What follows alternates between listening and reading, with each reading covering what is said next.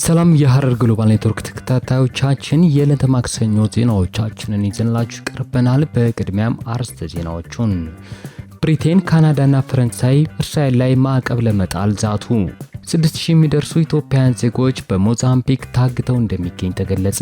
በአፄ ምኒልክ ዘመን የተሰራ ታሪካዊ ጎራዴ ለኢትዮጵያ ተመለሰ። ፈረንሳይ በአማዞን ጫካ ውስጥ ግዙፍ የሆነ ማረሚያ ቤት ልትገነባ ነው። በአሜሪካው የካፒቶል ሂል አመጽ ላይ የተገደለችው ግለሰብ ቤተሰቦች $5 ሚሊዮን ካሳ ተከፈላቸው። ህንዳዊቷ ዩቲዩበር ለፓኪስታን ስለላ ትሰራ እንደነበር ተደረሰባት። እንዲሁም የዓለም ጤና ድርጅት የአሜሪካን የገንዘብ ድጋፍ መቋረጡን ተከትሎ $2.1 ቢሊዮን በጀት ጠየቀ የሚለው የዕለቱ መረጃዎቻችን ናቸው። እንደተለመደው ላይክ፣ ሼር፣ ሰብስክራይብ በማድረግ ለወዳጅ ዘመዶ መረጃዎቹ በፍጥነት እንዲደርሱ ያድርጉ።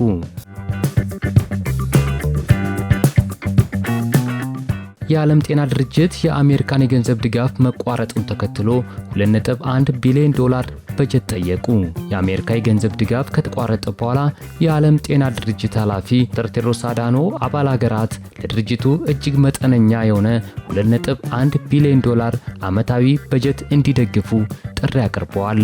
ቴድሮስ ይህንንም መጠን የትንባሆ ማስታወቂያ ወጪን ወይም የጦርነትን ዋጋ በማነጻጸር ነው ጥሪ ያቀረቡት። በጄኔቫ በተካሄደው የ78ኛው የዓለም ጤና ጉባኤ መክፈቻ ላይ ንግግር ያደረጉት ዶክተር ቴድሮስ አድሃኖም ድርጅቱ ለ80 ዓመታት የሰውን ሕይወት ለማሻሻል ጥረት ሲያደርግ መቆየቱን ጠቅሰው የአሜሪካን ፕሬዝዳንት ዶናልድ ትራምፕ በጥር ወር ከደብሊውኤችኦ ትልቁ የገንዘብ ድጋፍ ምንጭ የነበረችውን አሜሪካ ድጋፏን ማቋረጣን ተከትሎ ድርጅቱ ፈተና ውስጥ መግባቱን ገልጸዋል። ይህን ተከትሎም $2.1 ቢሊዮን በጀት ከጦርነት ወጪ ጋር ሲነጻጸር እጅግ አነስተኛ መሆኑን አጽንኦት ሰጥተው ተናግረዋል።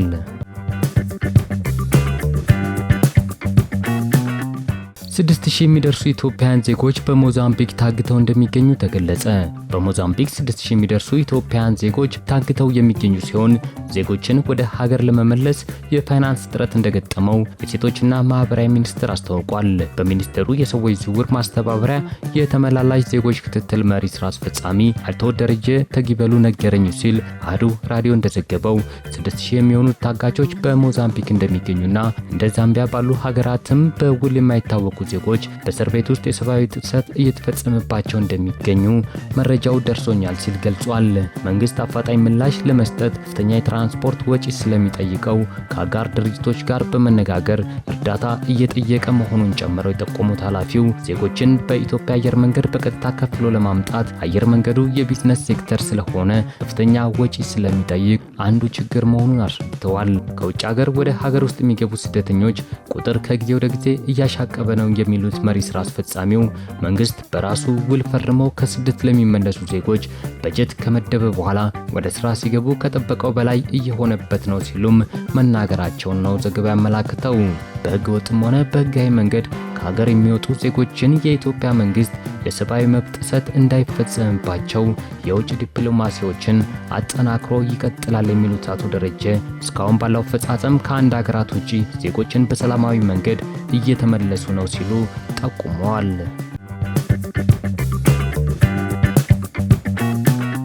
የፈረንሳይ የፍትህ ሚኒስትር በአማዞን አካባቢ ጉብኝት ካደረጉ በኋላ ፈረንሳይ በአማዞን ጫካ ውስጥ ትልቅና ከፍተኛ ቁጥጥር የሚደረግበት ማረሚያ ቤት ልትገነባ እንደሆነ አስታውቋል።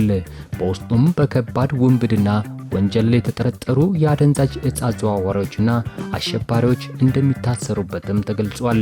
ማረሚያ ቤቱ 500 የሚደርሱ ወንጀለኞችንም የመያዝ አቅም እንደሚኖረውም ነው የተዘገበው። በ400 ሚሊዮን ፓውንድ የሚገነባው ይህ ግዙፍ ማረሚያ ቤት በዓለማችን ትልቁ ደን አማዞን ውስጥ በ2028 እንደሚከፈትም ተገልጿል።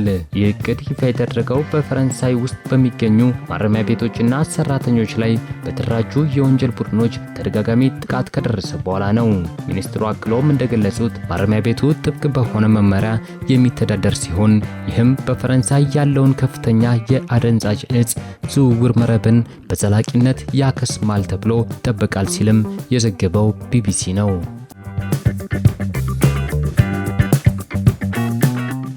ታሪካዊው ጎራዴ ለኢትዮጵያ ቅርጽ ባለስልጣን ተረክቧል።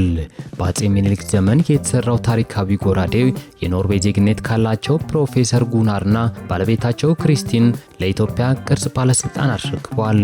ጎራዴው በ1974 ዓ.ም በግዢ እንደተገኘ የተገለጸ ሲሆን እስካሁን በጥንቃቄ ቤታቸው ተጠብቆ ይገኝ እንደነበረም በርክክቡ ወቅት ተገልጿል። ቅርሱንም የባለስልጣኑ ዋና ዳይሬክተር ረዳት ፕሮፌሰር አበባው አያሌው ተረክበዋል። ረዳት ፕሮፌሰር አበባው ጎራዴው ከ100 ዓመት በላይ ዕድሜ ሊኖረው የሚችልና የኢትዮጵያ የነጻነት ተምሳሌት የሆነው ይህ ቅርጽ ለባለስልጣኑ በመለገሳቸው ደስታ እንደሚሰማቸው ገልጸዋል። ቅርሱ ለባለስልጣኑ እንዲሰጥ ከፍተኛ አስተዋጽኦ ላደረጉት ለፕሮፌሰር ካሳሁን፣ ዶክተር አለምሰገድና ለዶክተር አሉላ ፓንክረስት ምስጋና አቅርበዋል። ዋና ዳይሬክተሩ ለፕሮፌሰር ጉናርና ለባለቤታቸውም የምስጋና የምስክር ወረቀት ሰጥቷል።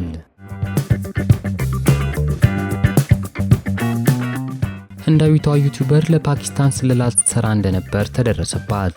የህንድ ፖሊስ ለፓኪስታን በመሰለል የተጠረጠረችውን በአካባቢው የምትገኘውን ዩቲዩበር በቁጥጥር ስር አውሏል። ከሰሜናዊ ህንድ ሃሪ ግዛት የጉዞ ተጽዕኖ ፈጣሪ የሆነችው ዩቲ ማልሆትራ ወደ ጎረቤት ሀገር ብዙ ጊዜ ትጉዛለች። የመጨረሻ ጉዞዋ በመጋቢት 2005 ነበር።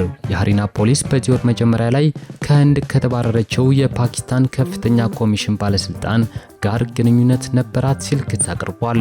የዩቲዩበሯ አባት ወደ ፓኪስታን ሄደችው አስፈላጊውን ፈቃድ ካገኘች በኋላ ነው በማለት ውንጀላውን ውድቅ አድርጓል።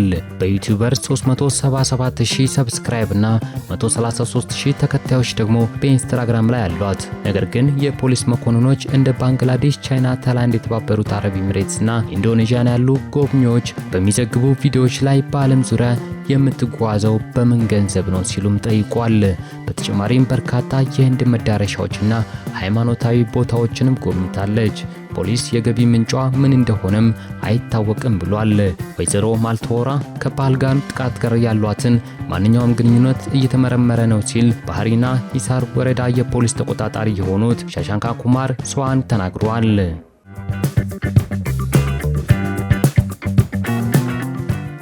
በአውሮፓውያኑ 2021 ላይ በአሜሪካ ኮንግረስ በተነሳው አመጽ ላይ ስትሳተፍ የተገደለችው ግለሰብ ቤተሰቦች $5 ሚሊዮን ካሳ ሊከፈላቸው ነው።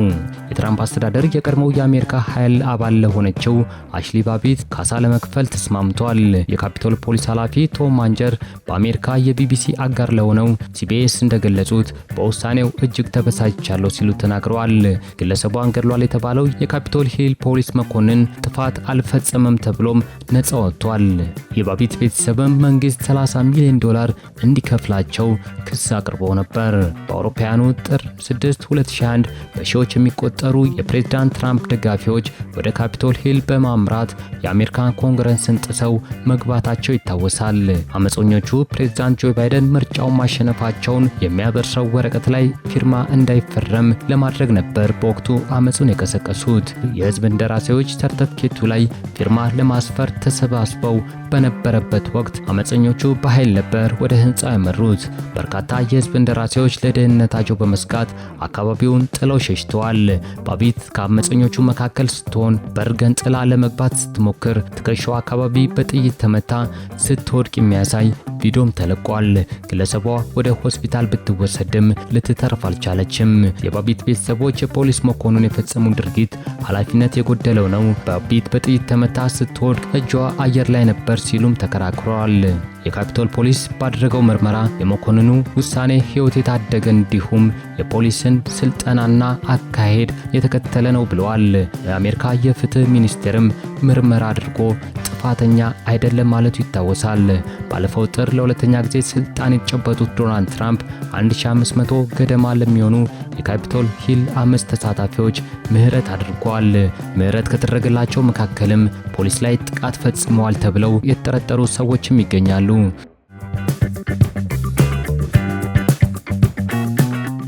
እስራኤል በጋዛ እንደገና አጠናክራ የምትወስደውን ዘመቻ ካላቆመች ማዕቀብ እንጥላለን ሲሉ ብሪታንያ፣ ካናዳና ፈረንሳይ ዝተዋል። ሀገሪቱ ትላንት ምሽት በእስራኤል ጋዛ እንደገና አጠናክራ እየወሰደችው ያለችውን ወታደራዊ ዘመቻ ካላቆመች በሰብአዊ እርዳታ ላይ የተጣለውን እገዳ ካላነሳች ተጨባጭ እርምጃ እንደሚወስዱ ማስጠንቅቀዋል። የሶስቱ አጋር ሀገራት መሪዎች በሰጡት ቆፍጠን ያለ መግለጫ እስራኤል በጋዛ የምታደርገውን ወታደራዊ ዘመቻ አጥብቀን እንቃወማለን ብለዋል። የእስራኤል ጠቅላይ ሚኒስትር ቤንጃሚን ኔታንያሁ ባለፈው ሳምንት መገባደጃ ላይ በጋዛ ወታደራዊ ጥቃት የፈጸሙ ሲሆን ይህን ተከትሎም ለ11 ሳምንታት በፍልስጤም ግዛት ላይ የነበረው እርዳታ ቆሟል። ሆኖም እስራኤል መላውን የጋዛ ሰርጥ ሙሉ በሙሉ ለመቆጣጠር እንደምትፈልግ ገልጻ በጋዛ ለሚገኙ ፍልስጤማውያን ግን እርዳታ እንዲቀርብ መፍቀዷን አስታውቃለች ሲል ዩፒአይ ዘግቧል። ብሪታንያ፣ ካናዳና ፈረንሳይ እስራኤል ራስን የመከላከል መብቷን እንደሚደግፉት ገልጸው እየተደረገ ያለው ግን ተመጣጣኝ እርምጃና ሰብአዊ መብትን ያከበረ አይደለም ሲሉ ኮንነዋል።